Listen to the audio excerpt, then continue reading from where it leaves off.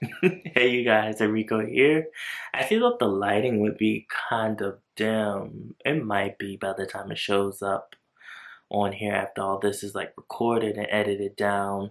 But I've been procrastinating doing this video and I should have done this video like an hour or so ago. But we're here now and I have a lot of thoughts about this piece of news. It actually was something that I found about maybe a week, 2 weeks ago. I think it's been about 2 weeks ago. And I said I was going to circle back around and talk about this topic because I just have mental notes that I made in my head when I was reading through this overall story, and this has to do with Japan. We all love Japan. We all love what Japan has to offer. We will continue to love what Japan has to offer. Japan is also offering a detailed look into the judicial system and them still allowing capital punishment, them still allowing the death penalty. And it is really by case, and these cases are separated. They're not like one after the other. And so recently they executed this man known as the Twitter killer. And so a lot of people are like, we don't even call it Twitter anymore. We call it X now. But at this time in 2017, it was known as Twitter. And basically, the details of what had happened here was this was another horrific murder.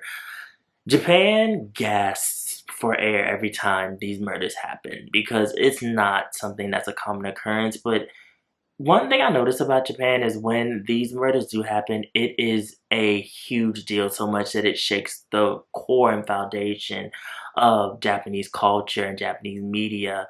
Because a lot of these murders, when they do them, they go big or they go home, and it's very horrific. I mean, they're horrific murders from people jumping out of trucks and stabbing people in the middle of the city, just crowds of people running into schools and stabbing people from years ago. It's like it's always some crazed person, and it's just like I don't know if they're crazy because Japan tends to be very peaceful, and all of a sudden they just cannot stand the peace and quiet anymore. And they flip out.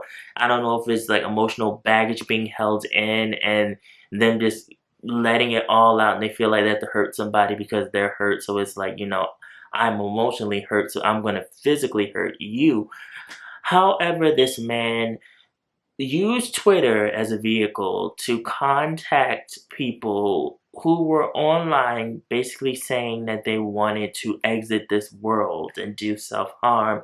So he lured these people to his home. He told them that he would help them exit this world, or even in some cases, he would help them by exiting the world with them.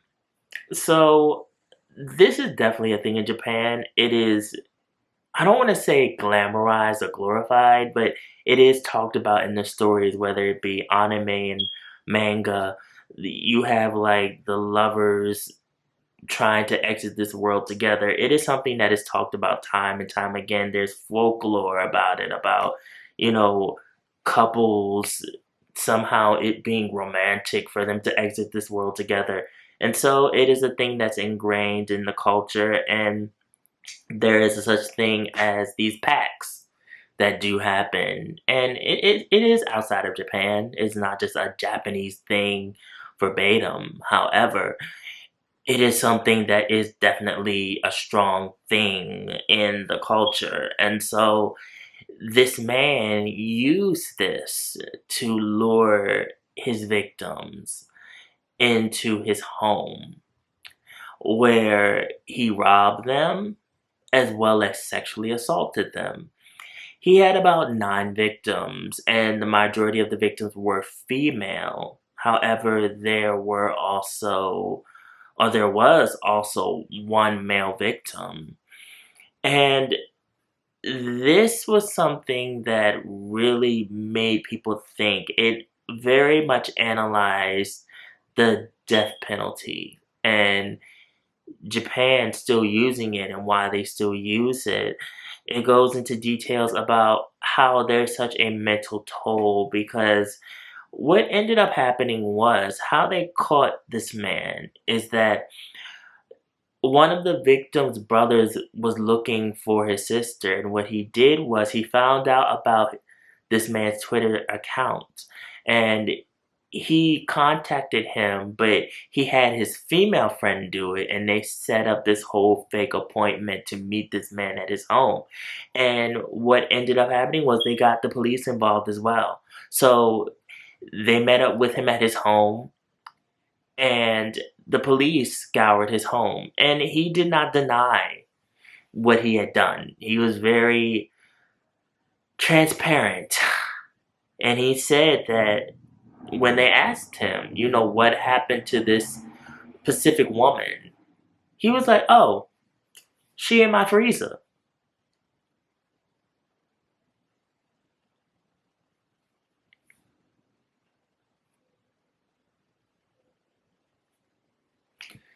And so, what did the police do? They strolled onto the freezer and they found her. But not only did they find her, they found other people in there as well.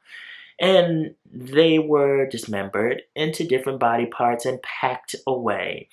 Meanwhile, they also found that there was reports from this man's neighbors saying that there was a terrible stench of rotted flesh.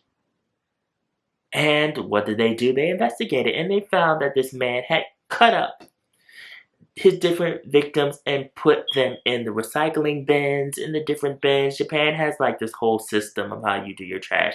He cut them up, put them in the bins, was like, alrighty, let me go on about my day. And it was smelling up the whole neighborhood, and it was an awful, awful smell.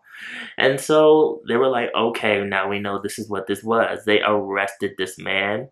が金になる女性は殺害せずに返していた。金にならないと分かれば性的な暴行を加えて殺害したと話していて、動機の根幹には金銭欲があったようです。次々と9人を殺害した白石被告ですが、どういった人物なのでしょうか。They came to find out that there was a male victim who was looking for his friend, and he also tracked down this Twitter killer, and he ended up murdering him, strangling him to death, and killing him, and also reuniting him with the woman that he was looking for. So these murders happened in 2017, and he was arrested. He was put on trial and put in jail. And going back to analyzing the death penalty and how it involves an emotional toll on the person that is going to be sentenced to death. There was a long process, and there is normally a long process with many inmates that are on death row. They can be on death row from a time of 3 years, 4 years, 5 years. And you want to know the awful, torturous part of all of this. It is that they do not know when the day will come when they will be executed, and they do not let them know. They do not tell them. They don't get a week's notice, 2 weeks' notice, a month's notice. They do not let them know. And so he was arrested in 2017. He had trials in 2020. Then he had another trial in 2020. And then they finally sentenced him to death in 2021. And then he went on from there for the next, 4 or 5 years? And then they finally decided, oh yeah, we forgot about you. Yeah, you were the one that was on Twitter, was chopping people up. Oh yeah, you're supposed to be gone. And 2 weeks ago, they finally executed him. They do not let the person know until the morning of, and that can be anywhere from 2-3 hours before. And they're like, oh, you about to get hung today. enjoy. It's like, oh, ooh, that, oh, ooh, that sent a shiver down my spine just even thinking about this. But they did execute him. So, where my mental thoughts come in on this is the overall trial that happened and some of the comments that were made. I have opinions. So, there were family and friends that were involved with the trial and had things to say about him and what had happened.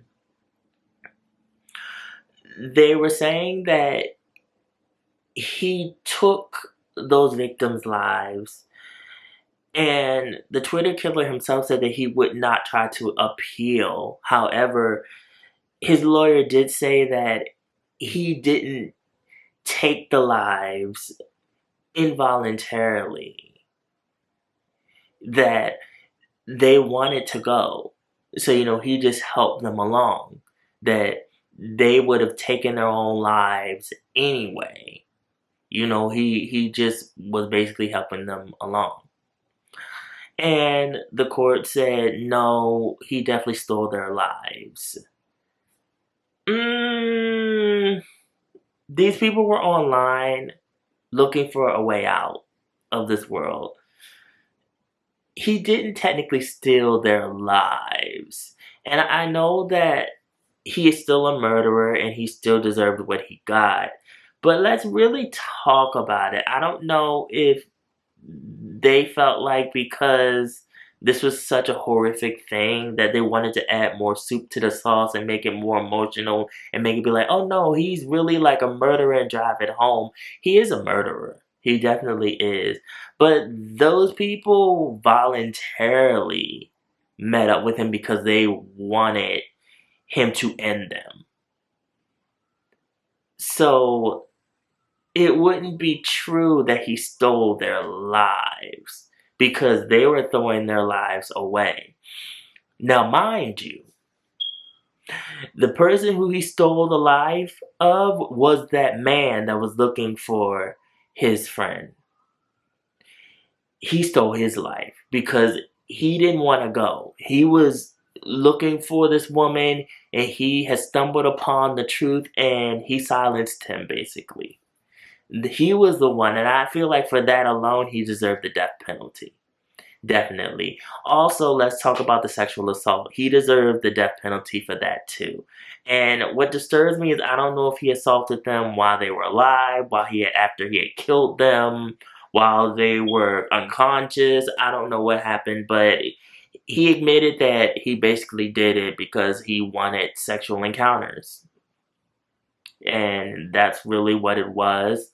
And he ended up ending them like they wanted, but it was in a very cruel way. However, these were people that clearly had emotional issues. And my other thought was when I was reading some of the accounts from the family and the friends, where were you all when your said loved one was looking online to find ways to end themselves? What were you all doing? You all are talking and doing all of this right now, and now it's too late. But what were you all doing when they clearly were crying out for help?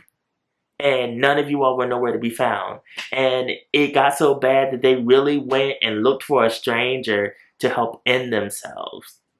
That's my question to this whole thing. Because we're getting a lot of people talking now and talking about how it was like a stab in the heart and he didn't feel remorseful on the stand. Of course he didn't feel remorseful because he felt like he was helping people that wanted to go out. Duh. Now, he should have felt remorseful though still for some of the ways he went about it and for ending that man like he did and for the assaults that he did. Like, all of that is it's horrific. It's awful. I cannot ever imagine doing something like that and then sleeping in the same house and sleeping well, knowing that you've done something like that. That takes a certain type of person. It definitely does. Someone that has nerves of steel, because I could never. I have a conscience. I could never. I would go crazy. but this man did it. He went on about it in a way that he felt was right. The whole dismembering of bodies is a thing in Japan as well. That's definitely a thing. And I don't know why murderers keep doing that. Like, you're not going to be found out. You are going to be found out. He did dump the body parts in certain places, and the police just went and found the body parts. It's like, that's all they're going to do. They're just going to go and find the body parts and put the body parts together and reveal who is who. That's all they're going to do. You're not going to get away. People need to stop doing this, because you will be found out eventually.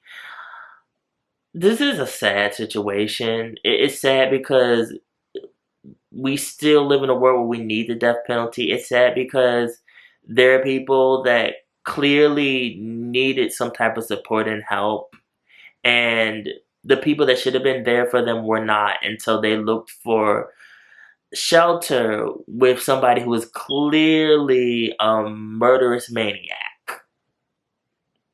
And it really disturbed me that there were so many accounts and people talking after the fact and talking at the trial and talking before they executed this man about how hurt they were. And it's like, but you all obviously weren't looking. You all obviously weren't seeing, or you all obviously didn't care at the time, because these 9 victims outside of the man needed help. And they needed help from you all. And you all didn't see that they were crying for help. The Twitter killer's father, who also came out and said, he felt like he wasn't meant for this world, that he was useless, that, that's red flag number 1. If someone ever tells you something like that, watch them, please. Because that is the tall tale sign that they're going through some emotional warfare in their head. And you might want to talk them off a ledge, or talk them from doing something extremely, extremely dangerous that will affect their life forever. So you guys, this is a lot to think about. How do you feel about this whole topic that I've talked about? Put below your thoughts.